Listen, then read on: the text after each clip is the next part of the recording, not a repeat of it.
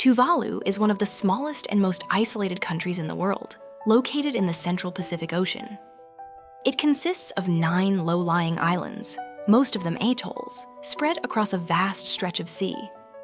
Archaeological and linguistic evidence suggests that the first people to settle these islands were Polynesians, likely arriving from the islands of Samoa, Tonga, and possibly other neighboring parts of the Pacific. The settlement of Tuvalu likely began between 1000 BCE and 500 CE, part of the broader Polynesian expansion across the Pacific.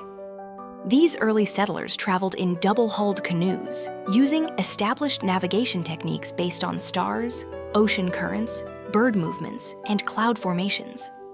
Upon reaching the islands that would become Tuvalu, the settlers found narrow strips of land with limited freshwater, no rivers, and thin soil. The islands supported coconut palms, pandanus trees, and root crops like taro. Marine life in the surrounding reefs provided the primary source of food. Initial settlement was likely sparse and scattered, with different groups establishing themselves on separate islands. Over time, small communities formed. These groups developed distinct local identities while sharing a common Polynesian cultural foundation. Each island had its own leadership structure, customs, and oral traditions. Inter-island contact was maintained through canoe travel, often for trade, marriage, or cultural exchange. By the time European explorers arrived in the 19th century, these island societies had already been established for many generations.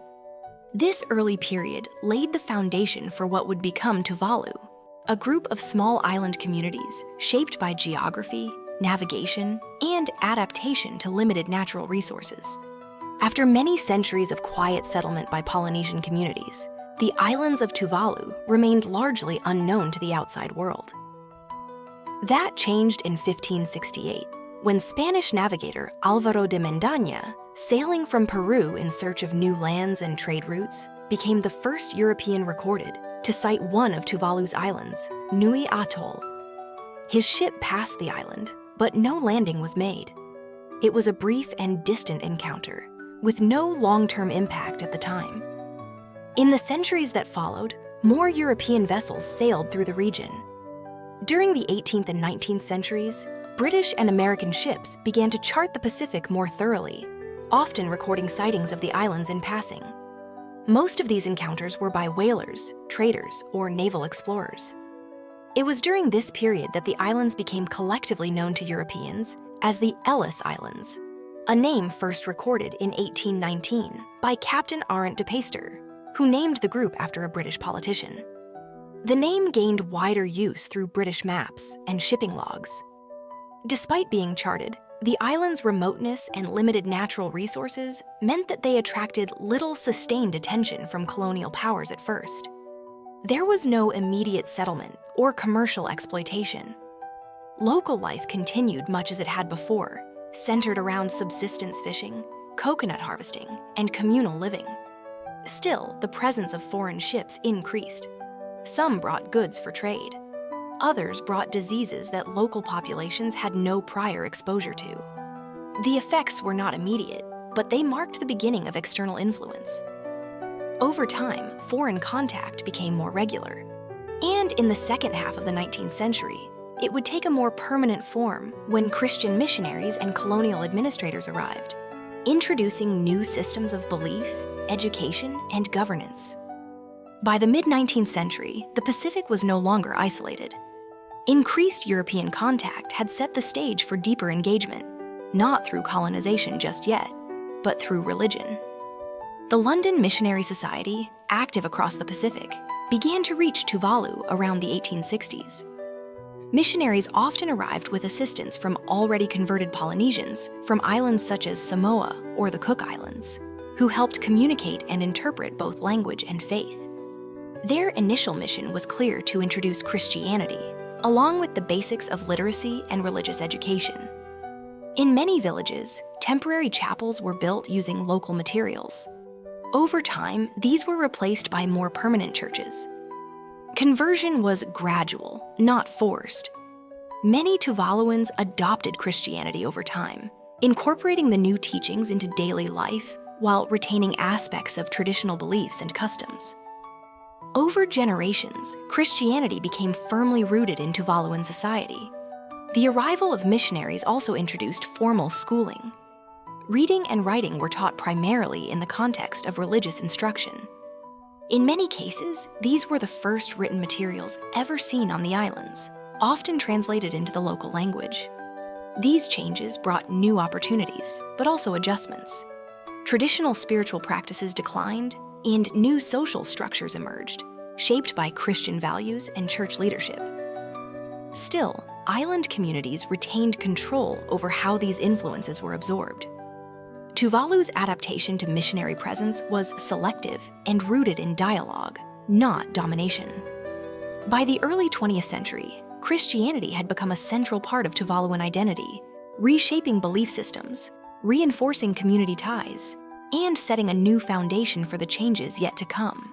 In 1892, Tuvalu, then known as the Ellis Islands, was formally declared part of the British Western Pacific Protectorate. This arrangement brought the islands into the colonial framework, though British involvement in daily affairs remained limited for several decades. The British established indirect administration.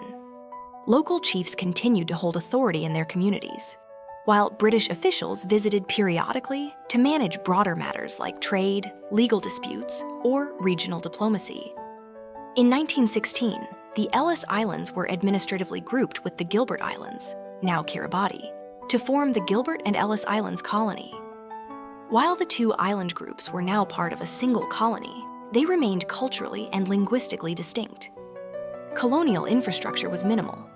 The islands received some basic services like education, postal connections, and limited health care. But most daily life remained unchanged.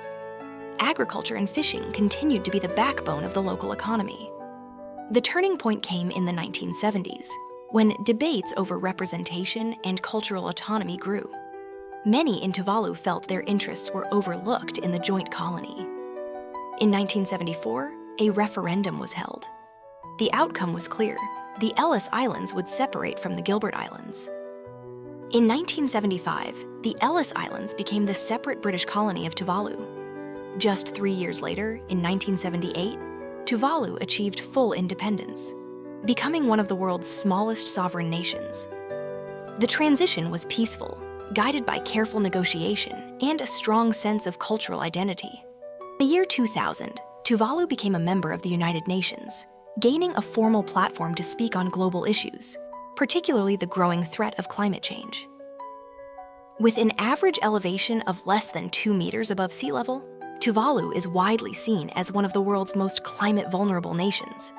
Rising seas now regularly flood low-lying areas, intrude into freshwater wells, and accelerate coastal erosion.